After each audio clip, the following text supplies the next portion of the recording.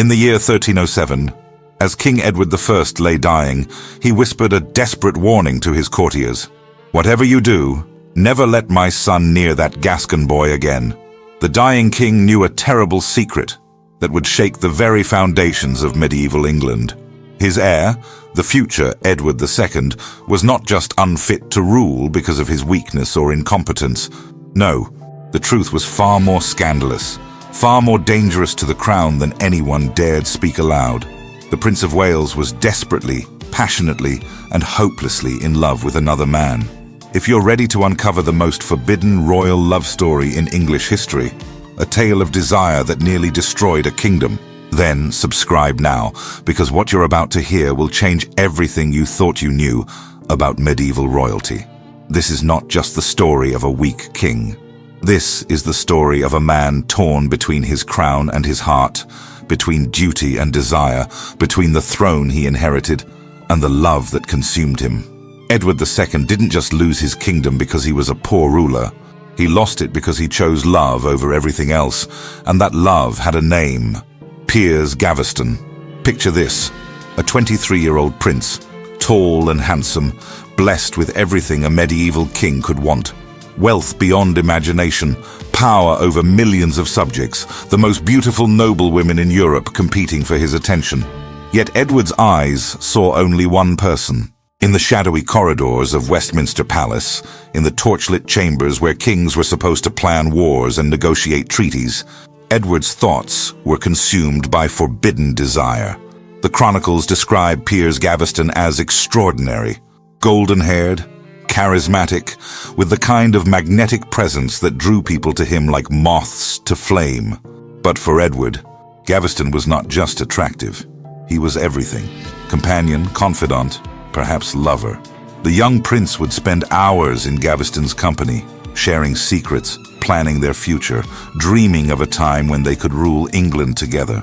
From the moment Edward became king, every decision he made was haunted by one burning question: how far would he go to protect the man he loved? The answer would cost him his crown, his family, and ultimately, his life. But in the summer of 1307, as 23-year-old Edward placed the crown upon his head, he believed that love could conquer even the ancient laws of kingship. He was wrong, and the price of that mistake would be written in blood across the pages of English history. The first sign that something was terribly different about this new king came just days after his coronation. While other monarchs surrounded themselves with powerful earls and seasoned advisors, Edward had only one person he truly trusted. One person whose opinion mattered more than all the barons of England combined. That person was not his wife, not his council, not even his own family. It was a young man from Gascony, whose very presence in the English court had already caused whispers of scandal. But those whispers were about to become screams of outrage, because what Edward felt for Piers Gaveston was not just friendship or political alliance. It was something that medieval society had no words for. Something that could destroy them both. Medieval England was not a place for love between men. The church condemned it as the gravest sin, punishable by death. The nobility saw it as weakness, a threat to bloodlines and inheritance. Common people whispered about it in terror, believing God's wrath would fall upon any kingdom that tolerated such abomination. And now, as the most powerful man in England, Edward was finally free to act on those feelings. The question was, would the kingdom survive what happened next? Piers Gaveston arrived at the English court like a beautiful storm, carrying with him the kind of dangerous charm that could topple kingdoms. The year was 1300, and young Prince Edward, barely 16, had never seen anything like this golden-haired stranger from Gascony. While other noble sons were sent to court to learn the brutal arts of warfare and politics, Gaveston possessed something far more seductive. An effortless grace that made him irresistible to everyone he met. But there was something in the way Prince Edward looked at Gaveston that made the older courtiers deeply uncomfortable. It wasn't the casual friendship between young nobles. It was something hungrier, something desperate. Edward's eyes would follow Gaveston across the Great Hall with an intensity that bordered on obsession. When Gaveston spoke, Edward hung on every word. When Gaveston laughed, Edward's face lit up with a joy that seemed almost painful in its vulnerability. King Edward I noticed this dangerous attraction immediately. He had spent his life building England into a formidable military power, and he understood that kings could not afford weaknesses. Love, especially the kind of love he saw burning in his son's eyes, was the most dangerous weakness of all. Edward and Gaveston became inseparable. They shared meals, hunts, private conversations that lasted deep into the night. The prince, who had always been awkward around his father's stern barons, transformed in Gaveston's presence. He became confident, even radiant. For the first time in his life, Edward had found someone who made him feel truly alive. Gaveston was everything Edward was not. Where the prince was tall and clumsy, Gaveston moved with athletic grace. Where Edward struggled with formal court languages, Gaveston was brilliantly articulate. They complemented each other perfectly, like two halves of a whole. But this perfect partnership terrified everyone around them. The English nobility had expected Prince Edward to form strategic alliances. Instead, he had become utterly devoted to a foreign nobody, whose only qualification was his ability to make the future king smile. Worse still, Gaveston seemed to understand his power over Edward and used it with alarming confidence. The whispers started slowly. Servants noticed that the prince spent more time in Gaveston's chambers than in his own. Guards reported seeing them walking together in castle gardens, their heads close together in a way that suggested profound intimacy. Ladies of the court found themselves completely ignored when Gaveston was present. King Edward I tried reasoning with his son. He arranged tournaments, invited beautiful noblewomen to court, even attempted to send Gaveston away on diplomatic missions. But the young Gascon had become too essential to Prince Edward's happiness. What the old king didn't understand was that this wasn't a passing infatuation. What Edward felt for Gaveston was deeper than desire, more profound than friendship. It was the kind of connection that transforms two people into a single, unbreakable unit. They had found complete acceptance, perfect understanding, unconditional love. But in medieval England, such love between men was not just forbidden, it was unthinkable. And as their bond became more obvious to everyone around them, the kingdom itself began to hold its breath. Something had to give. Someone had to be destroyed. The question was, when it finally exploded into open scandal, would anything be left standing?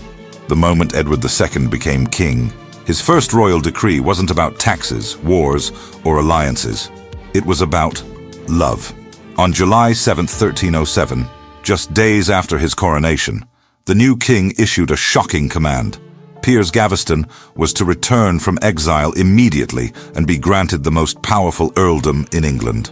Edward I had banished Gaveston just months before his death, desperately trying to break the hold this young man had over his son. The old king had hoped that distance would cure what he saw as dangerous madness. Instead, separation had only intensified Edward's obsession. Every day of Gaveston's exile had been torture for the young prince. When Gaveston stepped off the ship at Dover, he was no longer just the charming courtier who had captured a prince's heart. He was about to become the Earl of Cornwall, one of the richest nobles in the kingdom. Edward was giving his beloved everything: wealth, title, authority, and legitimacy that no one could question. The royal wedding was scheduled for January 1308. Edward was to marry Isabella, the beautiful French princess. But as nobles gathered from across Europe to witness this grand alliance, they discovered something that left them speechless with horror. The king seemed far more interested in his handsome favorite than in his stunning bride. On the wedding day, as Edward walked down the aisle toward Isabella, witnesses reported that his eyes kept searching the crowd for one face: Piers Gaveston's. During the ceremony itself, while he should have been gazing adoringly at his new wife, Edward was caught repeatedly looking toward where Gaveston stood among the nobles. The wedding feast became the stuff of scandal. Instead of sitting beside his new queen, Edward spent the evening laughing and talking with Gaveston. He gave his favorite the most expensive wedding gifts, shared private jokes that excluded everyone else, and seemed utterly oblivious to the shocked stares of foreign dignitaries. Isabella, barely 16, watched in growing humiliation as her new husband treated another man with the devotion that should have been hers. The French nobles who had accompanied her were appalled.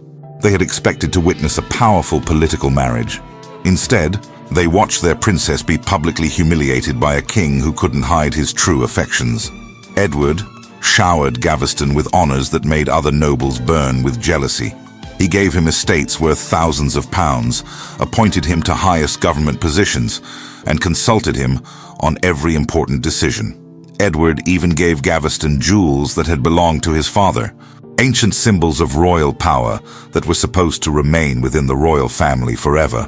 Most shocking of all, Edward began to display an almost desperate need for Gaveston's approval.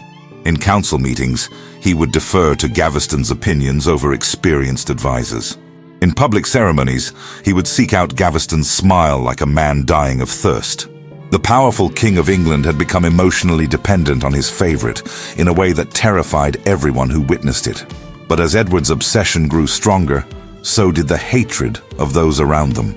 How long could a kingdom survive when its king loved another man more than his crown? The English court had never seen anything like it. By the summer of 1308, the relationship between King Edward and Piers Gaveston had moved far beyond the boundaries of acceptable royal friendship, and everyone knew it. What had once been whispered rumors were now impossible to ignore.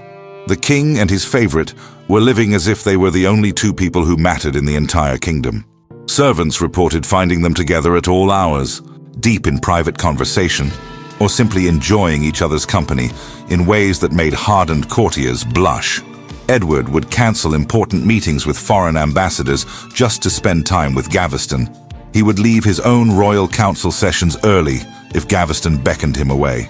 The King of England was behaving like a lovesick teenager, and the entire court was watching in horrified fascination. The most damning evidence came from the king's own behavior during formal ceremonies.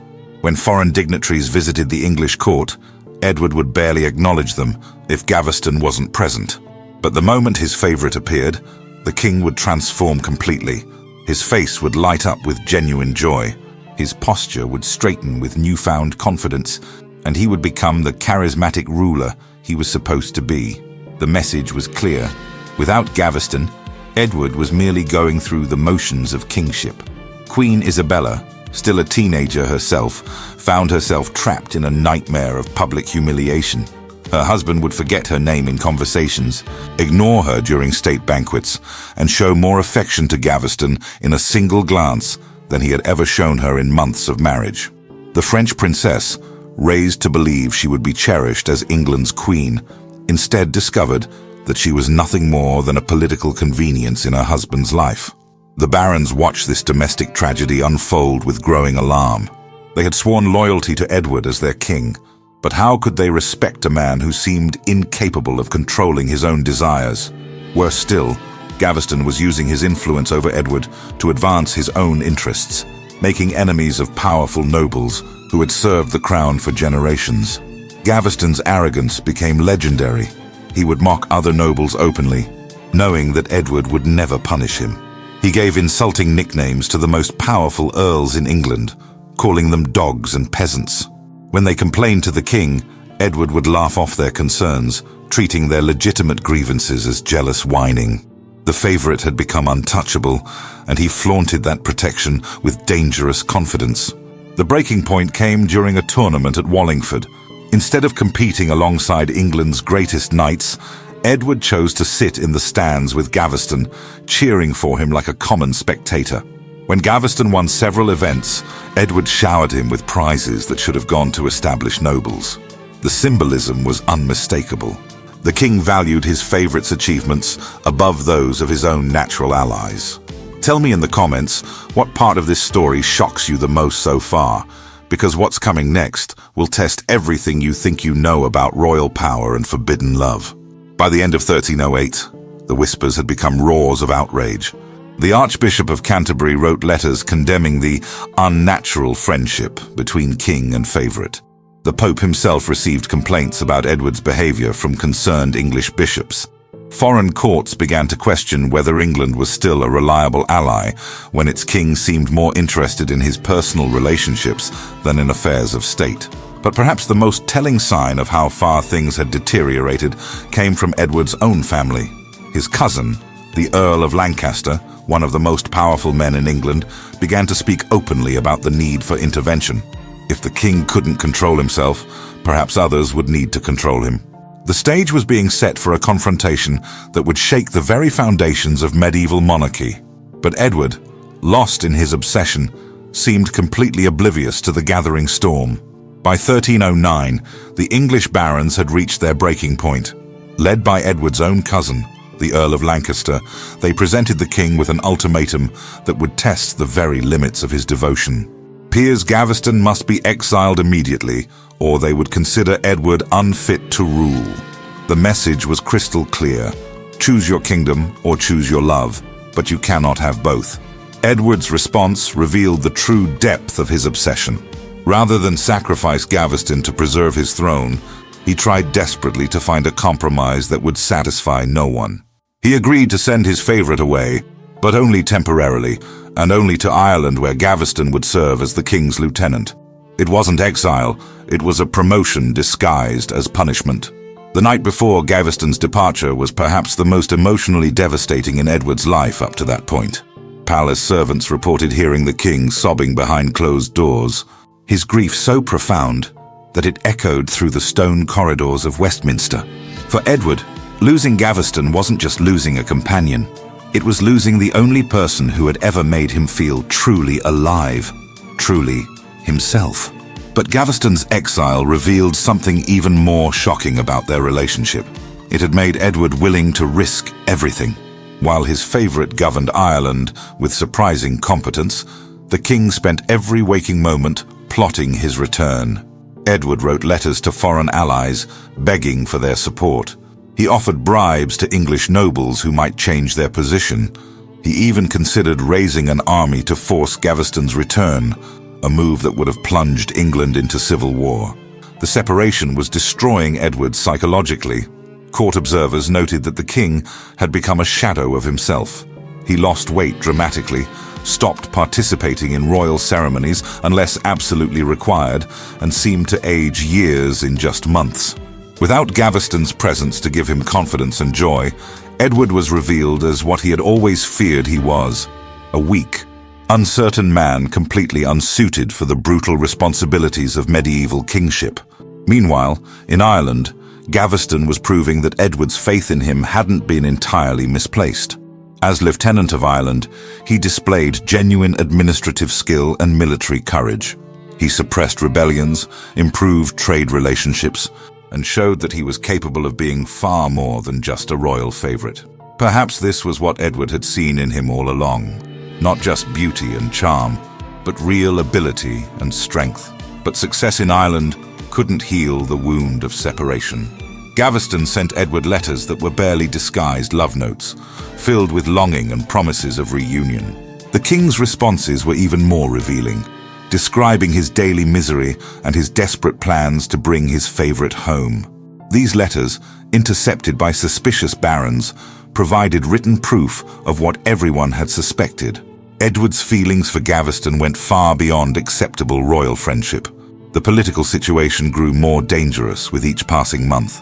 The barons, expecting Edward to use Gaveston's absence to focus on governing England, instead watched their king sink deeper into depression and obsession.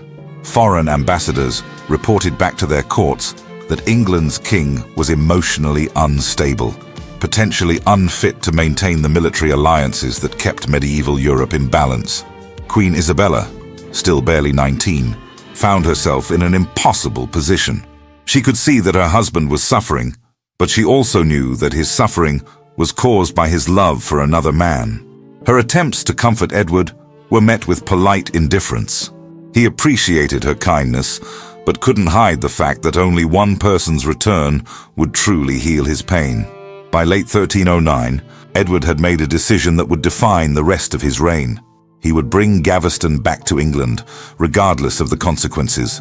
The barons could threaten, the church could condemn, foreign allies could question his judgment. None of it mattered compared to his need to be reunited with the man he loved. The question was no longer whether Gaveston would return, but whether England would survive what happened when he did. In June 1310, Piers Gaveston stepped onto English soil once again, and the kingdom trembled. Edward had ignored every warning, dismissed every threat, and defied the combined will of his most powerful nobles to bring back the man he could not live without. The king's joy was so overwhelming that witnesses described him as transformed, as if a dying man had suddenly been brought back to life. The reunion between Edward and Gaveston was scandalously public and emotionally raw. When they met at Chester, Edward reportedly fell into Gaveston's arms with such obvious relief that even hardened knights turned away in embarrassment. For months, the king had been a hollow shell of himself. Now, with Gaveston beside him once more, Edward became radiant with an almost manic joy. But this return was different from Gaveston's previous homecomings. The political landscape had shifted dramatically during his absence, and the barons were no longer willing to tolerate what they saw as Edward's weakness. They had used the year of separation to organize themselves into a formidable opposition, united by their determination to destroy the king's favorite once and for all. Gaveston seemed utterly unconcerned by the growing hostility. If anything, his exile had made him more confident, more willing to flaunt his power over Edward. He had successfully governed Ireland, proving his capabilities beyond being merely a royal companion. Now he returned with the dangerous self-assurance of a man who had survived political exile and emerged stronger. Edward's response revealed just how completely his judgment had been compromised by love. Instead of trying to rehabilitate Gaveston gradually, instead of seeking reconciliation with angry barons, Edward immediately restored all of his favourites' titles and honours. Gaveston was once again Earl of Cornwall, once again the most powerful non-royal person in England. The court watched in horrified fascination as Edward and Gaveston picked up their relationship exactly where they had left off. They shared private meals, long conversations, hunting expeditions that excluded everyone else. The king consulted Gaveston on matters of state while ignoring experienced counsellors. Most damning of all, Edward's treatment of Queen Isabella became even more coldly indifferent.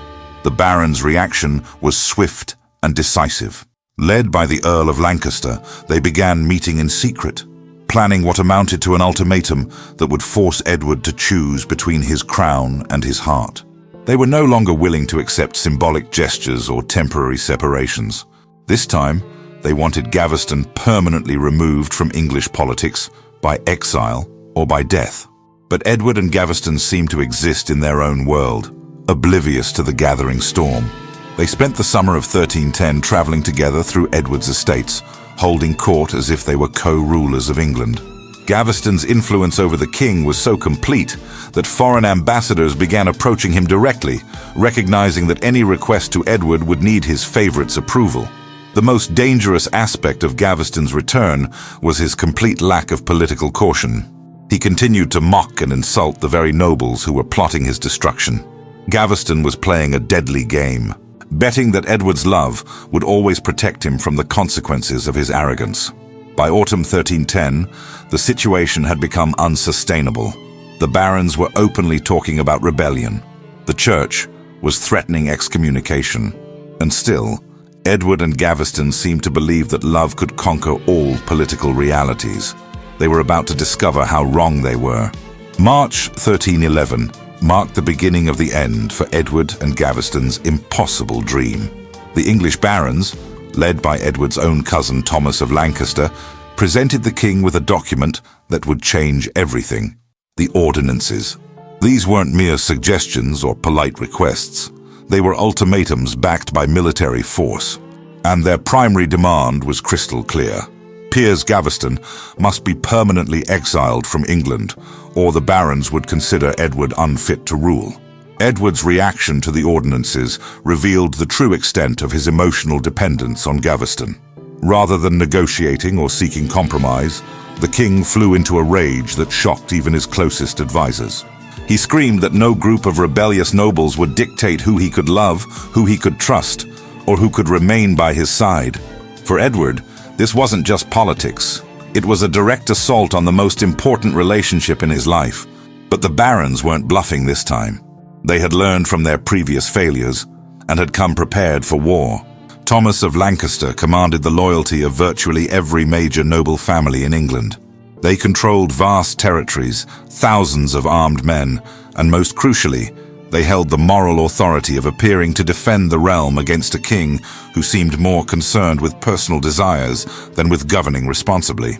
Gaveston finally began to understand the mortal danger he was facing. The arrogant confidence that had sustained him through previous crises started to crack as reports reached him of barons gathering armies and swearing oaths to see him dead. For the first time since his return from Ireland, Gaveston realized that Edward's love might not be enough to protect him. The summer of 1311 became a desperate game of cat and mouse. Edward and Gaveston fled from castle to castle, always staying one step ahead of the baronial armies hunting them.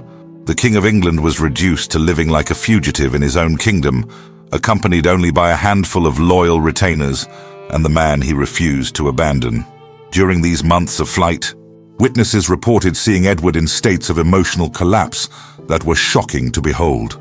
The pressure of constant danger, combined with the realization that his love for Gaveston was destroying his kingdom, pushed the king to the edge of complete psychological breakdown.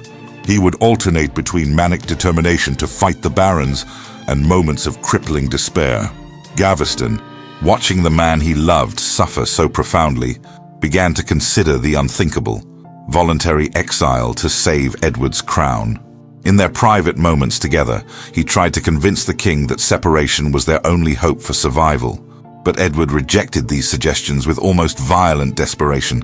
He had already lost Gaveston once and barely survived the experience. The turning point came in October 1311, when the barons finally cornered Edward at Westminster Palace. Surrounded by hostile forces and facing civil war, the king was forced to make the most agonizing decision of his life. With tears streaming down his face, Edward signed the order for Gaveston's exile, knowing that he was probably signing his favorite's death warrant as well. The final parting between Edward and Gaveston was witnessed by several courtiers who described it as one of the most heartbreaking scenes they had ever observed. The two men embraced with such desperate intensity that observers feared they might never let go. But as Gaveston's ship disappeared into the mist, both men must have known that this was different. The barons wanted Gaveston dead, and they would not rest until they achieved their goal. Piers Gaveston's third exile lasted exactly 4 months, but those 4 months changed everything. By January 1312, Edward had once again defied the barons and secretly recalled his favorite to England. But this time there would be no public ceremonies, no triumphant returns. This time, both men knew they were living on borrowed time, marked for death by forces too powerful to resist much longer. The reunion took place in the dead of winter at York, far from hostile London. When Edward and Gaveston saw each other again, observers noted something different in their demeanor. The joy was still there, but it was now tinged with desperation, with the terrible knowledge that they were fighting a war they could not win. Every moment together was precious because both men understood it might be their last. But even facing certain doom, Edward could not bring himself to give up the man who had become the center of his existence. Instead of accepting defeat, the king chose to gamble everything on one final desperate strategy. He would gather what loyal forces he could and fight the barons directly. If he could not have Gaveston and his crown, then he would risk losing both rather than surrender either. The baronial response was swift and merciless. Thomas of Lancaster issued a proclamation that amounted to a death sentence. Piers Gaveston was declared a traitor and an enemy of England. Any noble who captured him would be rewarded. Any who helped him would be destroyed. The hunt for Edward's favorite had begun in earnest, and it would not end until one side was completely annihilated. Edward and Gaveston spent early 1312 fleeing through northern England like hunted animals. They moved from castle to castle under cover of darkness, never staying in one place long enough for their enemies to organize an attack. The King of England was reduced to begging for shelter from minor nobles, desperately trying to find anyone brave enough to risk harboring the realm's most wanted man. During these dark months, the true depth of Edward and Gaveston's bond was revealed in ways that were both beautiful and tragic. Witnesses reported seeing them comfort each other through nights of terror, sharing what little food they could find, taking turns standing guard while the other slept. They had lost everything: crown, court, safety, future. But they still had each other, and that seemed to be enough. The psychological toll on Edward was devastating. The young king aged years in weeks, his hair turning grey from stress, his hands shaking from constant fear. He began talking to himself, alternating between wild plans for military victory and moments of clarity when he understood that he had destroyed his kingdom for love. But even in his darkest moments, Edward never blamed Gaveston. Gaveston finally began to grasp the full magnitude of what Edward had sacrificed for him. The arrogant young courtier, who had once mocked England's greatest nobles, now found himself overwhelmed by guilt and love in equal measure. He had never asked Edward to risk everything for their relationship, but he had accepted that sacrifice without truly understanding its cost. The end began in May 1312, when baronial forces finally cornered them at Scarborough Castle. Edward managed to escape in the chaos, but Gaveston was trapped. As the castle fell to Lancaster's men, Edward's favorite made one final, desperate attempt to negotiate his survival by offering permanent exile. But the barons were no longer interested in exile. They had spent too much effort and suffered too much humiliation to accept anything less than Gaveston's complete destruction. The question now was whether Edward would attempt one last desperate rescue, or finally accept that love could not triumph over medieval power. On June 19, 1312, at Blacklow Hill in Warwickshire, the impossible love story of Edward and Piers Gaveston reached its brutal, inevitable conclusion. The man who had captivated a king, who had risen from foreign nobody to the most powerful noble in England, who had survived multiple exiles through sheer force of royal devotion, was about to pay the ultimate price for daring to love above his station. Gaveston's execution was not a clean, honourable death befitting his noble rank. The Earl of Warwick had deliberately chosen the most humiliating method possible. Gaveston was beheaded like a common criminal, his beautiful head severed from his body on a muddy hillside, witnessed only by grim-faced barons who had finally achieved their goal of destroying Edward's favourite forever. The news reached Edward 3 days later, and those who witnessed the king's reaction described it as the most devastating display of human grief they had ever seen. Edward collapsed completely when told of Gaveston's death, his screams of anguish echoing through palace halls.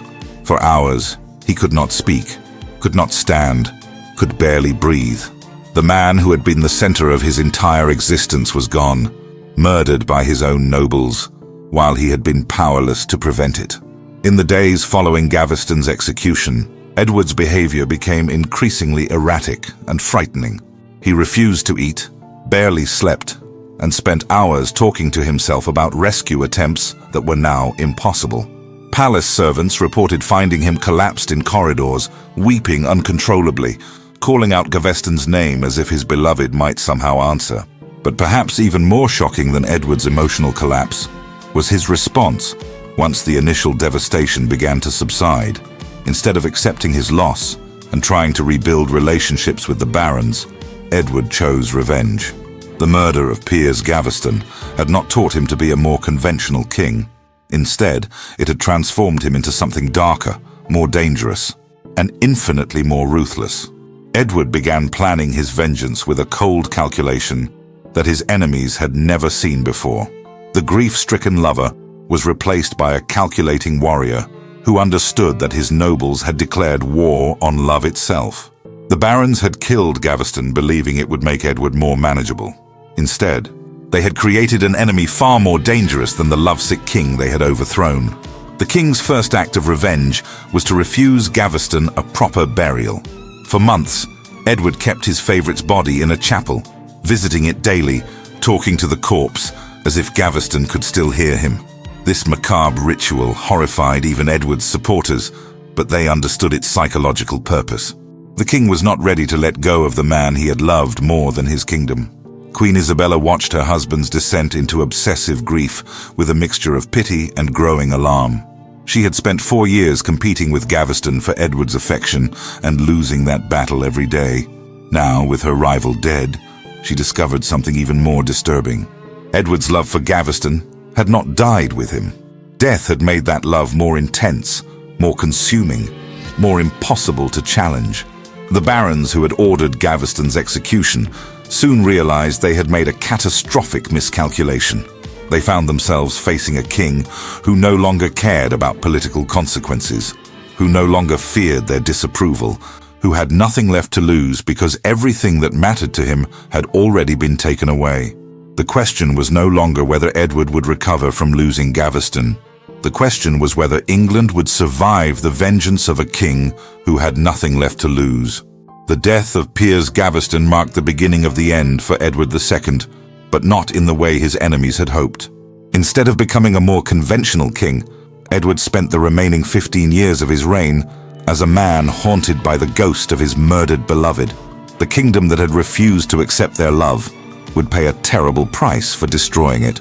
Edward's obsession with Gaveston continued long after death had separated them.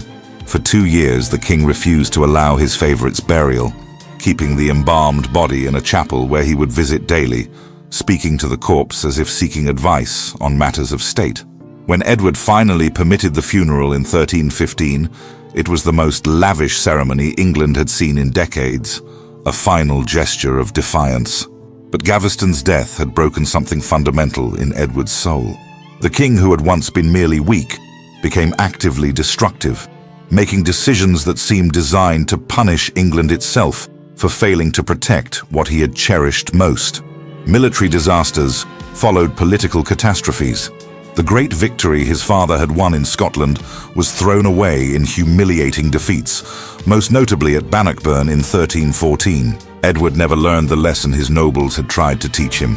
Instead of avoiding intense male friendships, he sought out new favorites to fill the void Gaveston had left behind.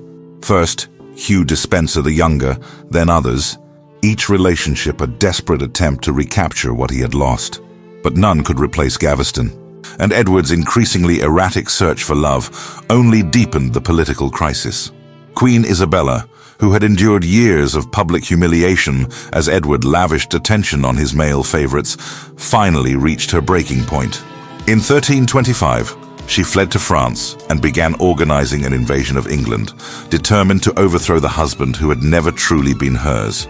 The woman who should have been Edward's greatest ally became his most dangerous enemy. The end came in 1327, 20 years after Edward had first chosen love over duty. Isabella's invasion succeeded, Edward was deposed and imprisoned, and within months, he was dead under mysterious circumstances. Some historians believe he was murdered on Isabella's orders. Others suggest he died of despair, finally broken by a lifetime of impossible choices. The official records focus on Edward's military failures and political incompetence, but they miss the deeper truth about his tragedy. Edward II was not just a bad king who happened to be attracted to men.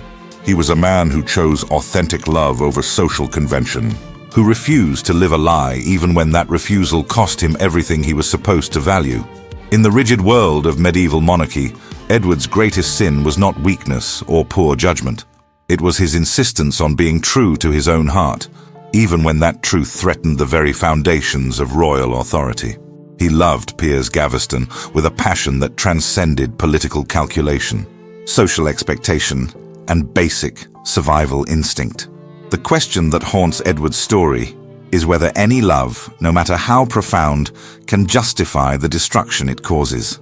Did Edward have the right to risk his kingdom for personal happiness? Could any relationship be worth the civil wars, foreign defeats, and ultimate collapse that followed? Edward's story reminds us that sometimes the greatest tragedy is not dying for what you believe in, but living in a world that will destroy you for refusing to pretend. If this story has moved you, subscribe now, because history is full of people who chose love over safety, truth over comfort, and paid the ultimate price for that choice. The boy who became king believing love could conquer all died, knowing that some battles can never be won, only fought with honor until the very end.